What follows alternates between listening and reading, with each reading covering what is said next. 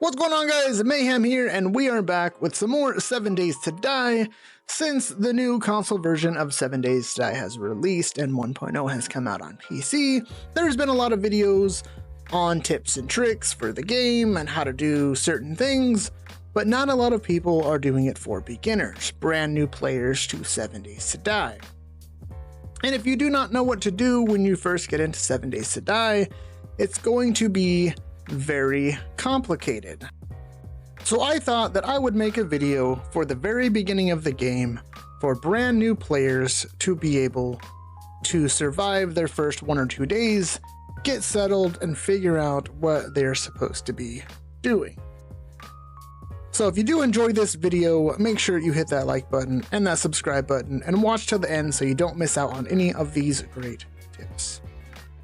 When first starting and loading into your brand new world of 7 Days to Die, the first thing I'm going to want you to do is open up your challenges menu so you can see what you have coming. Now, you're going to start and you're going to pick certain things, and it's going to tell you to gather wood, to gather plant fibers, to gather stone, and you'll get XP. And you'll go on and, you don't have to do them all in order. It's whatever order you wish.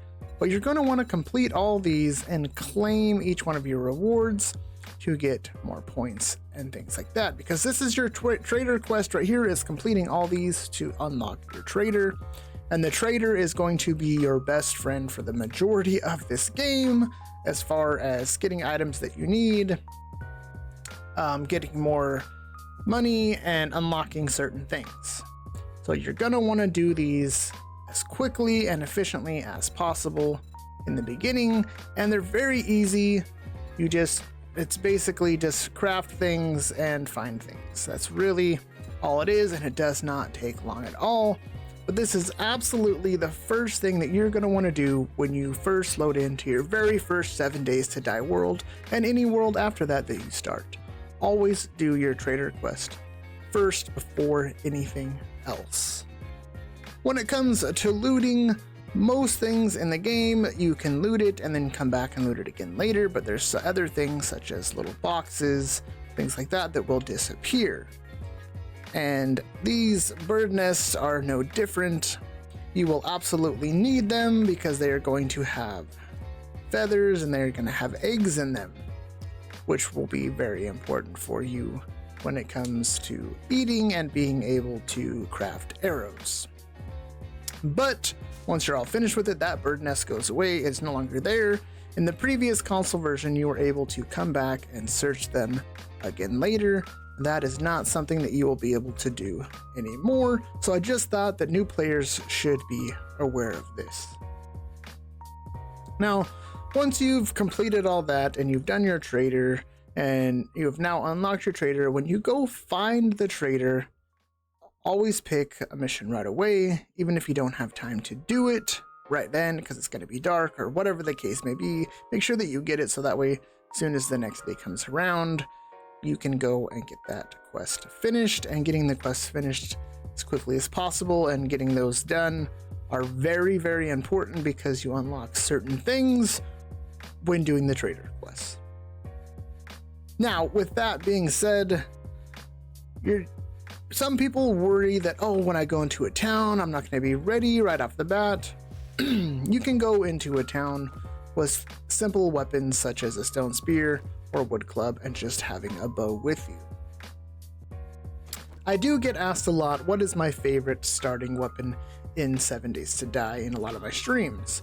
And for me personally, I prefer the spear for up close because it is good for up close, but it also has a decent range on it to be able to hit enemies that, are about 10 feet away or so. You can still hit them with it. Other people like the wood club off the bat because it's a little bit faster. But as far as first weapons, it's really just a personal preference on what you enjoy. But I always recommend to have a bow as well, so that way you're not forced to only do up close combat. You can do ranged combat as well, and it doesn't hurt to have it for when you're out hunting. So always have a bow, but the other two for the beginning of the game really aren't super. It's just whatever you prefer. If you like the spear better, or if you like the club better, that's really all up to you and how your gameplay goes. A very important tip for 7 Days to Die in the beginning and really throughout your gameplay the entire time is you're going to need medicine for when you get infected. Getting hit by zombies and things like that, you will get infected at some point and you're going to be very upset about it. Because it really does affect you in this new version a lot differently than it did in the previous version of 7 Days to Die on console. So with these, on console you could search the tree stumps and you could potentially get a lot of items out of it. Well, that's not so much anymore, but you can get honey on occasion from those, and you also get wood from the stumps as well. And getting that honey is very important because it does help with infection. It doesn't do as much as antibiotics do, but it is a great thing to have. So anytime you see those, make sure that you're hitting them so that you can get that wood and the potential for honey, because it is going to be a very, very important part of your life in 7 Days to Die. Once you've been in the game for your first day or two, you're going to start to realize that you're very, very thirsty and that you need water. So it is very important to get a dew collector as early as you can in the game, and it's going to be, very life-saving for you having a dew collector. And you're going to want it and you're going to have probably 3 of them, by the time you're done, if not more, collecting. So that way you have plenty of water. So when it comes to the dew collector, anytime you are looting, when you see scrap polymers, short iron pipes, and duct tape, you are going to want to pick those up because you are going to need those when it comes to crafting your dew collector. Now you will need to put a point into, I believe it's advanced engineering, to unlock the dew collector, but that really does not take long at all. You get your first 4 points after you finish your quest, and then you'll be ready to go as far as that goes.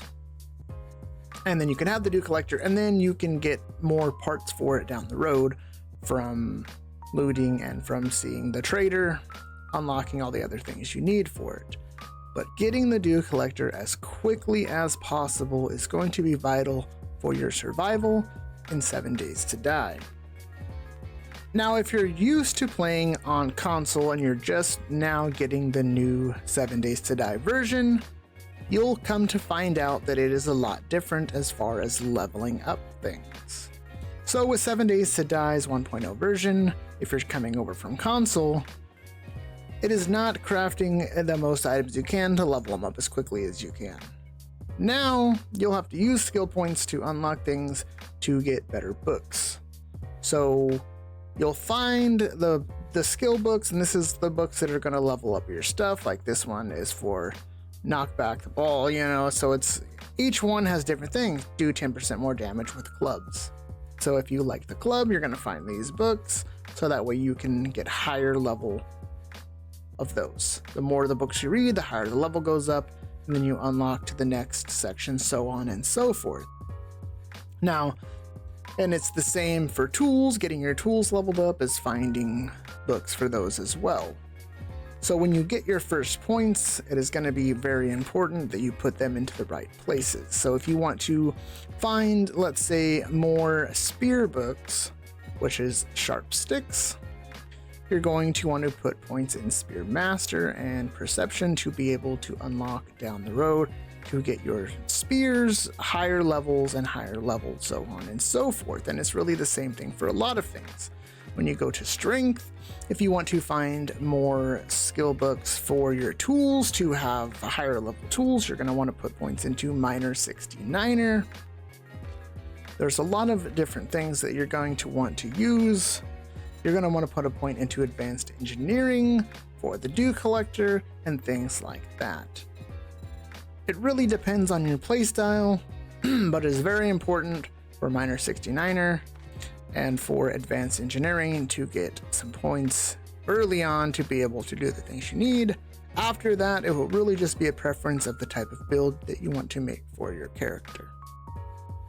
If you can figure those things out in the game that I have just gone over with you, you will have a pretty easy time in the beginning of the game and figuring out what to do with your life.